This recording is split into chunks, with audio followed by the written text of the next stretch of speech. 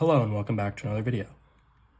In this problem, we're looking to evaluate the difference quotient for the given function and to simplify our answer. So the function is f of x is equal to 1 over x, and we're looking to evaluate f of x minus f of a over x minus a. So what we're looking to do here is take f of x, 1 over x, minus f of a, just plugging in an a gives us 1 over a. We're dividing by x minus a. Now we just have to simplify this. So let's subtract these together by getting a common denominator.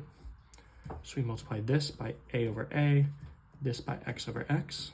What that's going to give us is a over ax minus x over ax. And this is over x minus a. They have the same denominator, so now we can subtract them. A minus x over ax all over x minus a. A minus x is equal to negative x minus a. This is over ax, and then instead of dividing by x minus a, we multiply by 1 over x minus a. Next, these cancel out, and we're left with negative 1 over ax. And this is the value of the quotient function for f of x is equal to 1 over x.